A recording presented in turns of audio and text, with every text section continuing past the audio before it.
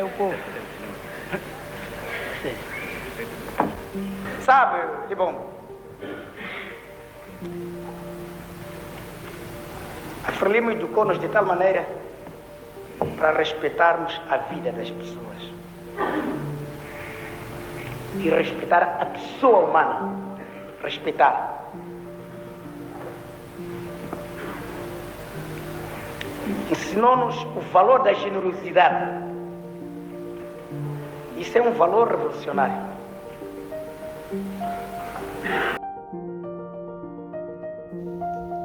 On 25th June 1975, the southern African nation of Mozambique attained independence after more than 400 years of Portuguese colonialism, and Samora Machel, a key figure in the liberation struggle, became the first president of the country. Let's delve into his story and contribution to the liberation struggle of the country.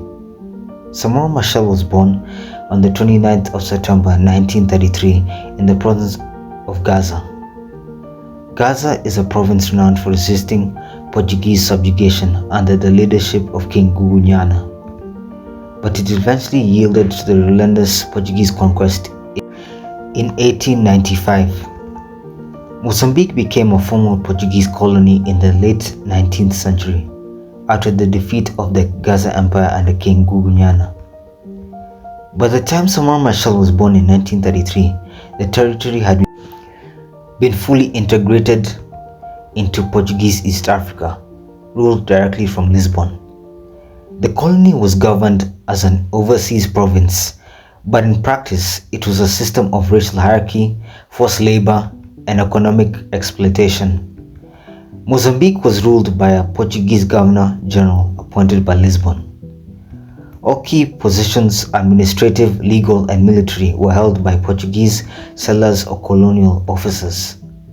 Africans had no political rights, no say in governance, and no representation. There were two official classes of Africans: indigenous, who are natives, who were the vast majority of the African population, who were subject to forced labor, taxes, and discriminatory laws. Assimilados, who were assimilated Africans, were a tiny elite who adopted Portuguese culture, spoke the language fluently, were Christian, and could sometimes gain limited privileges such as living in settler areas. However, assimilation required abandoning African identity, and even then, discrimination persisted. The Portuguese viewed Mozambique as a source of cheap labor and raw materials. They imposed taxes and enacted labor laws on the natives which compelled them to seek employment in the city, and the Portuguese also exported them to mines in neighboring countries such as Rhodesia and South Africa. The Portuguese colonial administration in Mozambique further entrenched inequality and impoverished the natives of Mozambique by dispossessing them of their land and redistributing the land to Portuguese settlers. Education under colonialism was designed to keep Africans subordinate. Only mission schools offered basic literacy, often run by Catholic priests under Portuguese supervision.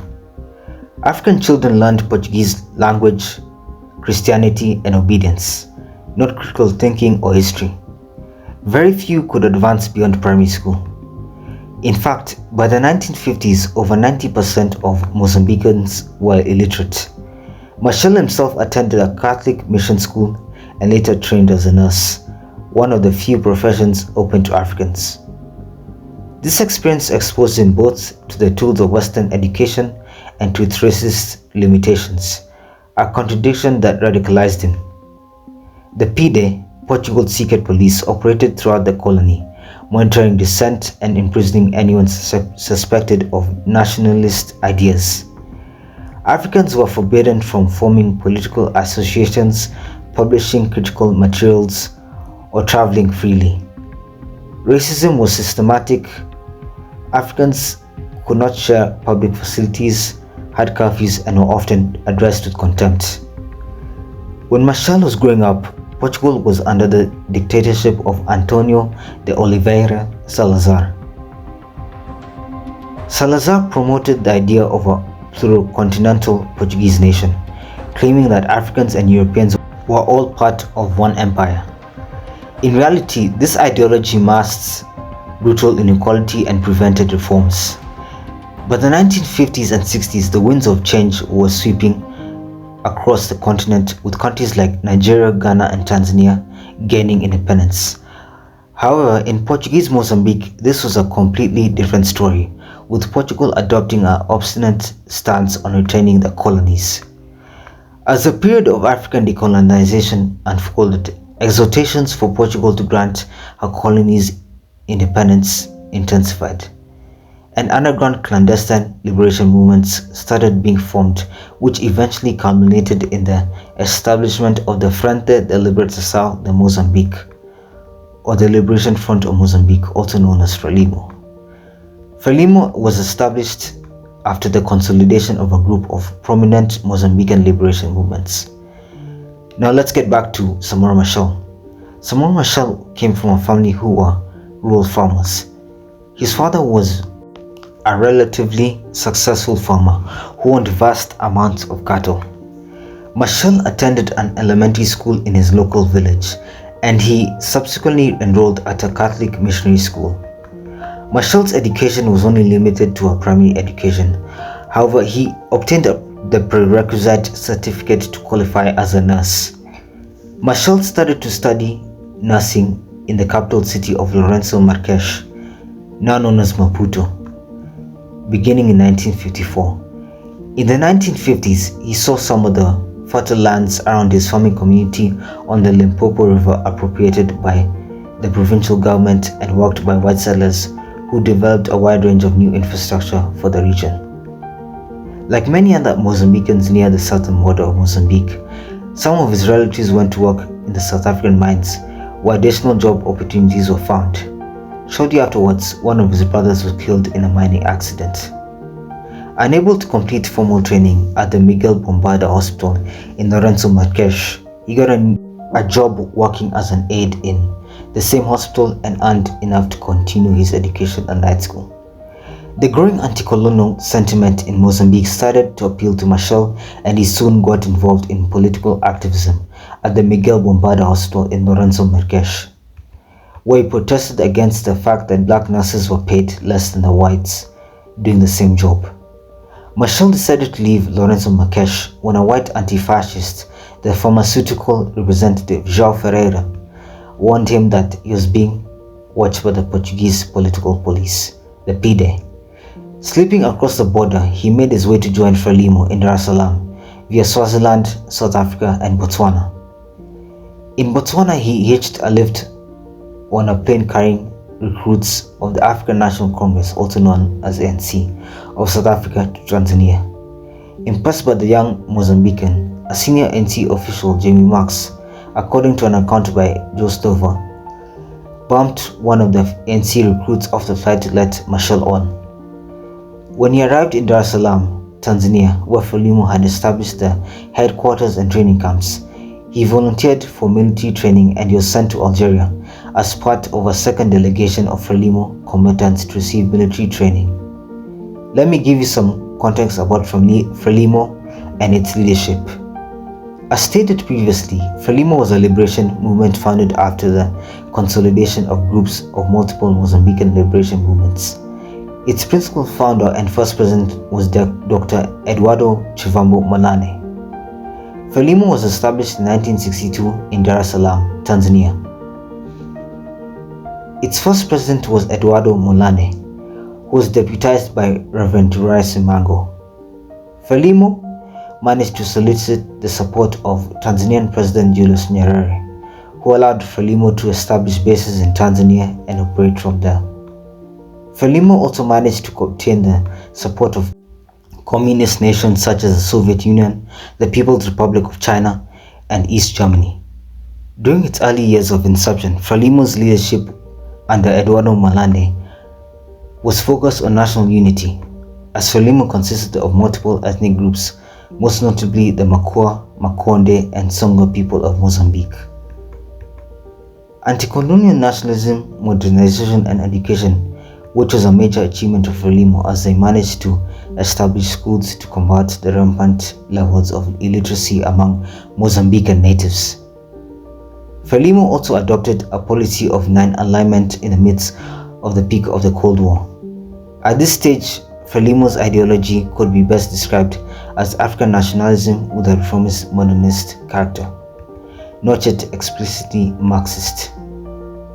During the liberation struggle of 1964 to 1974, three main ideological currents developed inside Frelimo.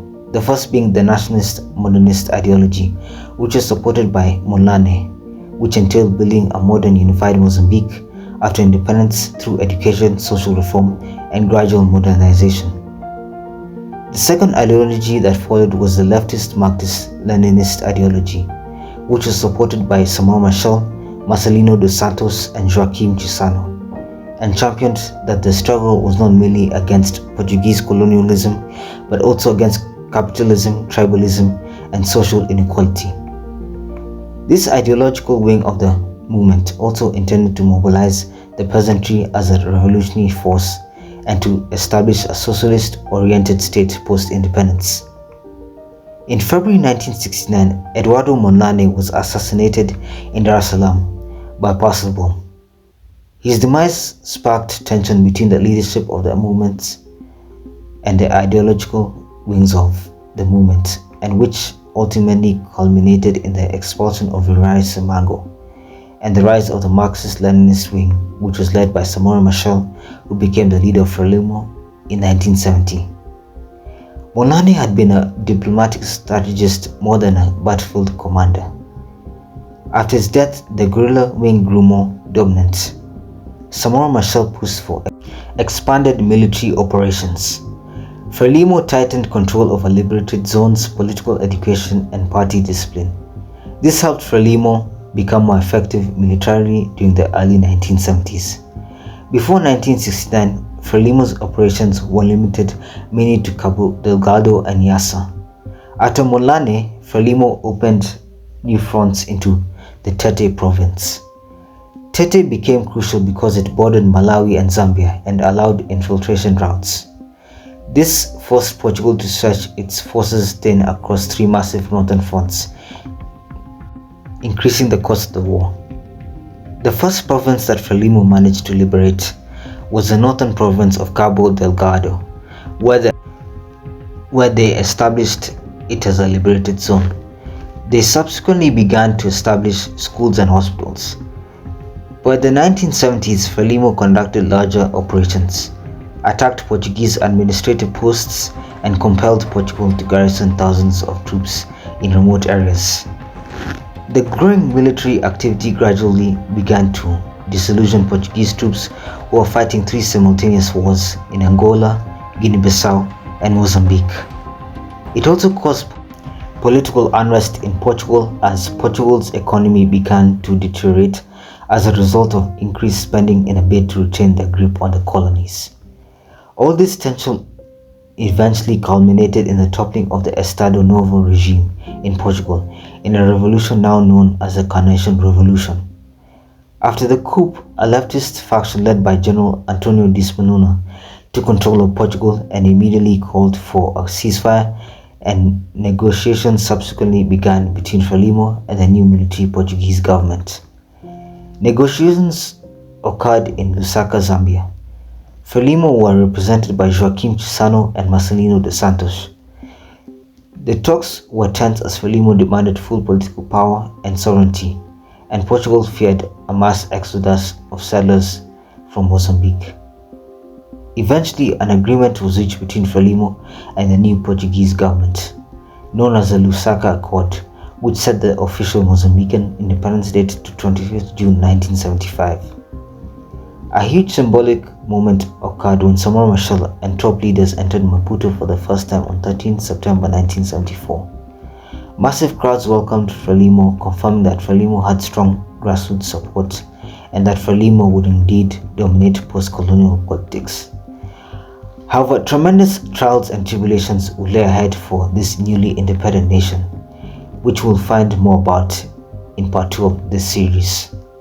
Thank you for watching, and please like and subscribe if you enjoyed the video. This is African Icons.